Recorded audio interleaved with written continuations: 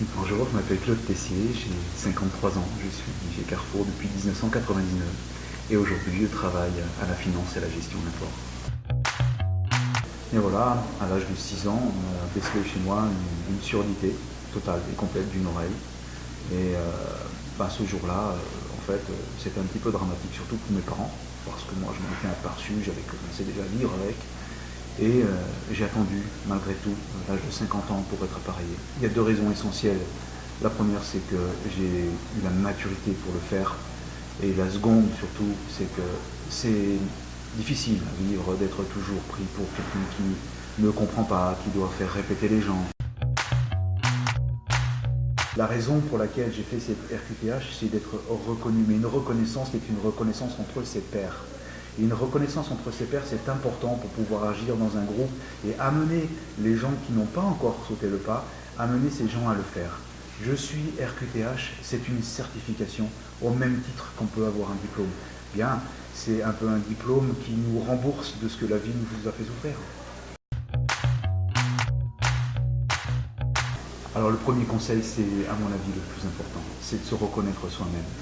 C'est très difficile de faire reconnaître une diversité à quelqu'un d'autre tant que soi-même on ne l'a pas reconnu. Le deuxième conseil, il y a une part de responsabilité dans chacun d'entre nous. Si vous ne dites pas à quelqu'un que vous avez une différence, il ne peut pas le savoir, ce n'est pas forcément marqué sur votre visage. Et donc, son attitude, elle dépend essentiellement de votre attitude envers lui. Donc n'hésitez pas à en parler.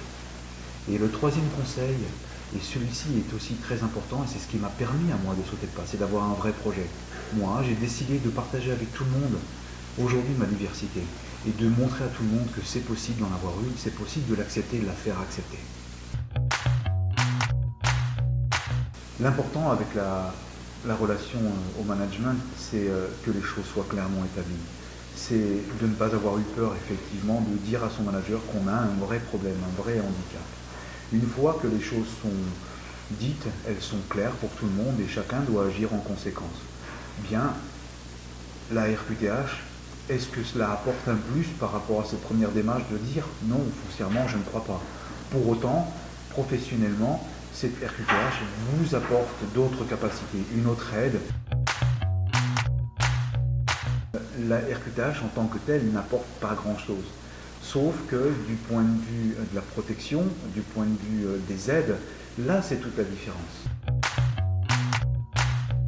Être référent handicap, c'est aussi le choix que j'ai fait pour pouvoir partager et de pouvoir effectivement apporter des solutions à des gens qui auraient besoin ou envie d'en parler, comme moi j'ai eu besoin et envie d'en parler, et j'ai souvent trouvé porte close. C'est une ouverture. Le tai chi, le qigong, par rapport à cela, ça permet aussi d'aborder les gens d'une autre manière, avec beaucoup plus de sérénité, beaucoup plus de bienveillance.